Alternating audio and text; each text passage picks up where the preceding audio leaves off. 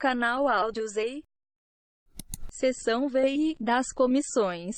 Art. 58.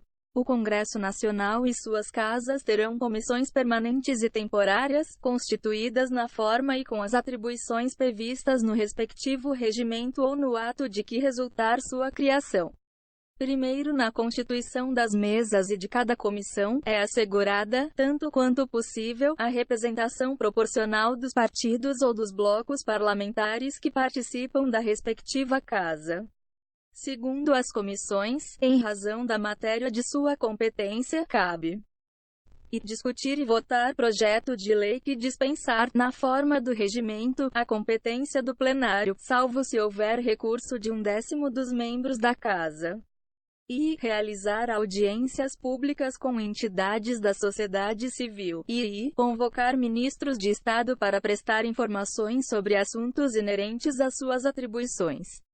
E receber petições, reclamações, representações ou queixas de qualquer pessoa contra atos ou omissões das autoridades ou entidades públicas. Solicitar depoimento de qualquer autoridade ou cidadão. Apreciar programas de obras, planos nacionais, regionais e setoriais de desenvolvimento e sobre eles emitir parecer. Terceiro, as comissões parlamentares de inquérito, que terão poderes de investigação próprios das autoridades judiciais, além de outros previstos nos regimentos das respectivas casas, serão criadas pela Câmara dos Deputados e pelo Senado Federal, em conjunto ou separadamente, mediante requerimento de 1/3 de seus membros para apuração de fato determinado e por prazo certo, sendo suas conclusões, se for o caso, encaminhadas ao Ministério Público, para que promova a responsabilidade civil ou criminal dos infratores. Quarto, durante o recesso, haverá uma comissão representativa do Congresso Nacional, eleita por suas casas na última sessão ordinária do período legislativo, com atribuições definidas no regimento comum, cuja composição reproduzirá quanto possível a proporcionalidade da representação partidária. Seção VI do Processo Legislativo, subseção I. Disposição Geral, art. 59. O processo legislativo compreende a elaboração de emendas à Constituição e leis complementares, e leis ordinárias, e leis delegadas, medidas provisórias, decretos legislativos, resoluções. Parágrafo único. Lei complementar disporá sobre a elaboração, redação, alteração e consolidação das leis, subseção I, da emenda à Constituição. Art. 60. A Constituição poderá ser emendada mediante proposta, de 1/3, no mínimo, dos membros da Câmara dos Deputados ou do Senado Federal, e do Presidente da República, e de mais da metade das assembleias legislativas das unidades da Federação, manifestando-se cada uma delas, pela maioria relativa de seus membros. Primeiro, a Constituição não poderá ser emendada na vigência de intervenção federal, de estado de defesa ou de estado de sítio. Segundo, a proposta será discutida e votada em cada casa do Congresso Nacional, em 2 turnos, considerando-se aprovada se obtiver, em ambos, 3/5 dos votos dos respectivos membros. Terceiro, a emenda à Constituição será promulgada pelas mesas da Câmara dos Deputados e do Senado Federal, com o respectivo número de ordem. Quarto, não será objeto de deliberação a proposta de emenda tendente a abolir a forma federativa de Estado, e o voto direto, secreto, universal e periódico, e a separação dos poderes, e os direitos e garantias individuais. Quinto, a matéria constante de proposta de emenda rejeitada ou havida por prejudicada não pode ser objeto de nova proposta na mesma sessão legislativa. Subseção I. Das leis. Art. 61. A iniciativa das leis complementares e ordinárias cabe a qualquer membro ou comissão da Câmara dos Deputados, do Senado Federal ou do Congresso Nacional, ao Presidente da República, ao Supremo Tribunal Federal, aos tribunais superiores, ao Procurador-Geral da República e aos cidadãos, na forma e nos casos previstos nesta Constituição. Primeiro, são de iniciativa privativa do Presidente da República as leis que fixem ou modifiquem os efetivos das Forças Armadas, e disponham sobre a criação de cargos, funções ou empregos públicos na administração direta e autárquica ou aumento de sua remuneração. B. Organização administrativa e judiciária, matéria tributária e orçamentária, serviços públicos e pessoal da administração dos territórios. C. Servidores públicos da União e territórios, seu regime jurídico, provimento de cargos, estabilidade e aposentadoria. D. Organização do Ministério Público e da Defensoria Pública da União, bem como normas gerais para a organização do Ministério Público e da Defensoria Pública dos Estados, do Distrito Federal e dos territórios. E criação e extinção de ministérios e órgãos da administração pública, observado o disposto no art. 84, vi. F. Militares das Forças Armadas, seu regime jurídico, provimento de cargos, promoções, estabilidade, remuneração, reforma e transferência para a reserva. Segundo, a iniciativa popular pode ser exercida pela apresentação à Câmara dos Deputados de projeto de lei subscrito por, no mínimo, 1% do eleitorado nacional, distribuído pelo menos por 5 estados, com não menos de 0,3% dos eleitores de cada um deles.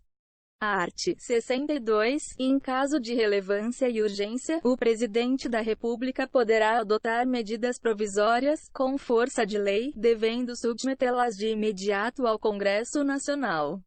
Primeiro, é vedada a edição de medidas provisórias sobre matéria e relativa à nacionalidade, cidadania, direitos políticos, partidos políticos e direito eleitoral. B. Direito penal, processual penal e processual civil. C. Organização do Poder Judiciário e do Ministério Público, a carreira e a garantia de seus membros.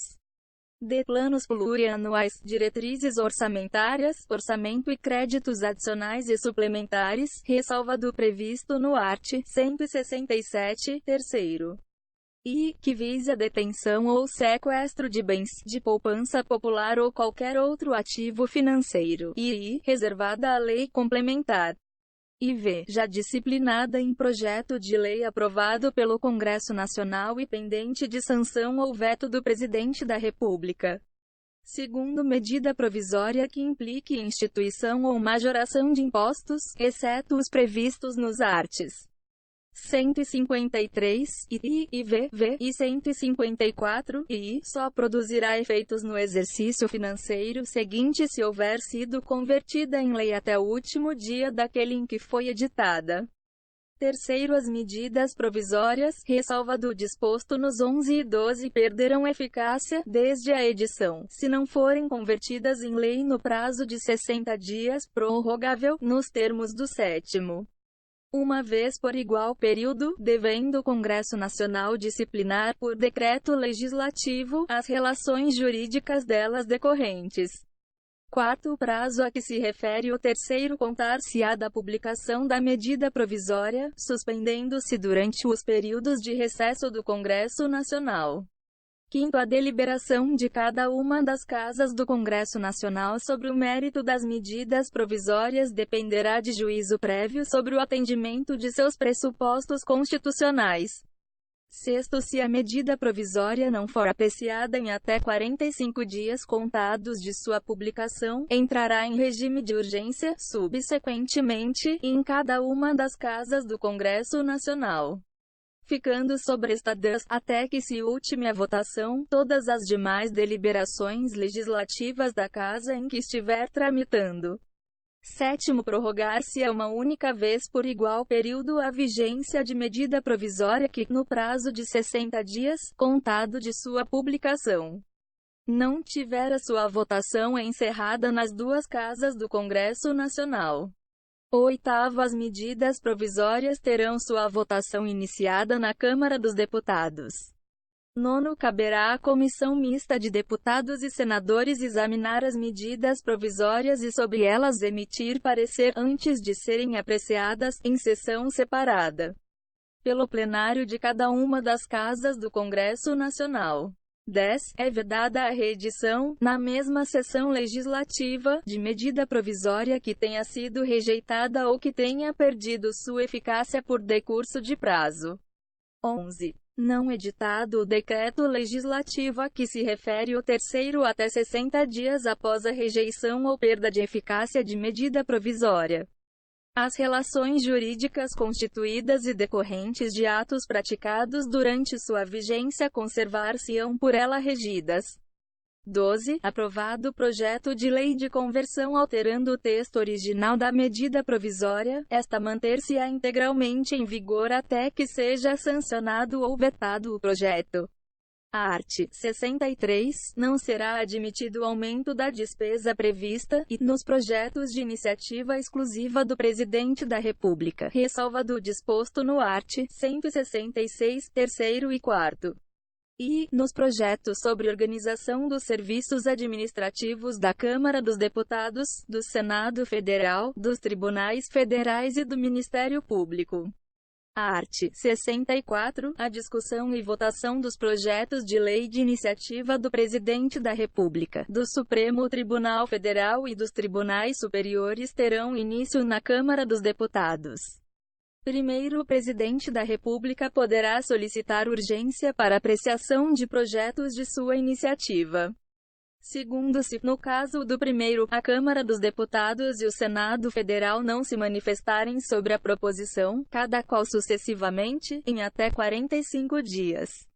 Sobrestar-se-ão todas as demais deliberações legislativas da respectiva Casa, com exceção das que tenham prazo constitucional determinado, até que se ultime a votação.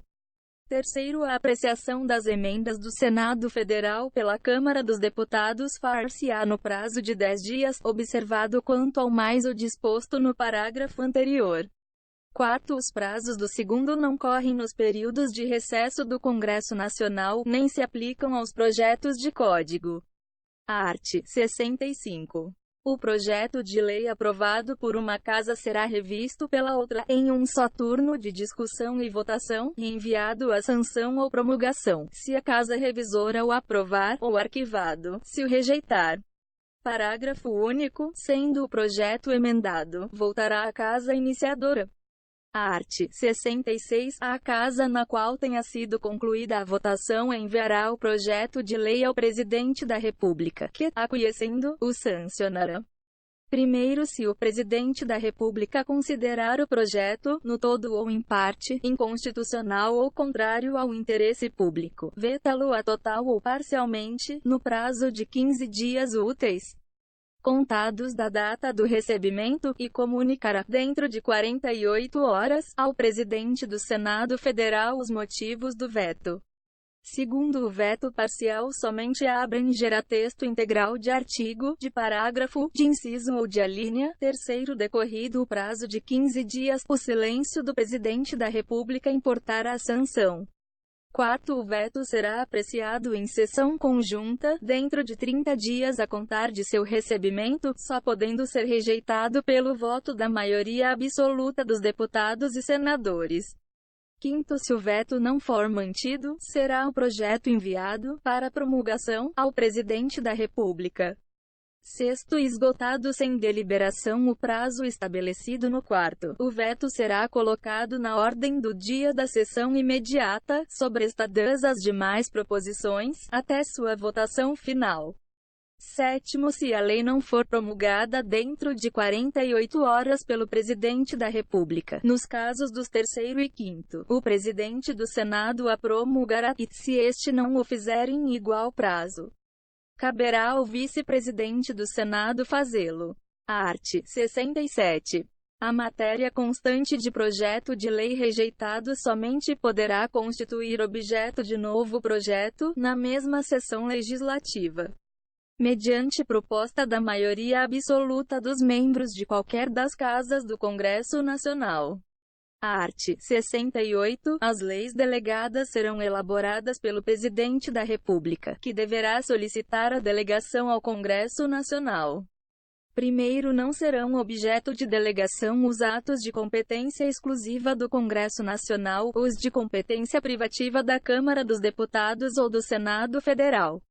a matéria reservada à lei complementar, nem a legislação sobre e organização do Poder Judiciário e do Ministério Público, a carreira e a garantia de seus membros, e nacionalidade, cidadania, direitos individuais, políticos e eleitorais, e planos plurianuais, diretrizes orçamentárias e orçamentos. Segundo a delegação ao presidente da República, terá a forma de resolução do Congresso Nacional, que especificará seu conteúdo e os termos de seu exercício. Terceiro, se a resolução determinar a apreciação do projeto pelo Congresso Nacional, este a fará em votação única, vedada qualquer emenda. Art. 69. As leis complementares serão aprovadas por maioria absoluta, seção X, da fiscalização contábil, financeira e orçamentária. Art. 70. A fiscalização contábil, financeira, orçamentária, operacional e patrimonial da União e das entidades da administração direta e indireta, quanto à legalidade, legitimidade, economicidade, aplicação das subvenções e renúncia de receitas, será exercida pelo Congresso Nacional, mediante controle externo, e pelo sistema de controle interno de cada poder. Parágrafo único. Prestará contas qualquer pessoa física ou jurídica, pública ou privada, que utilize, arrecade, guarde, gerencie ou administre dinheiros, bens e valores públicos ou pelos quais a União responda, ou que, em nome desta, assuma obrigações de natureza pecuniária.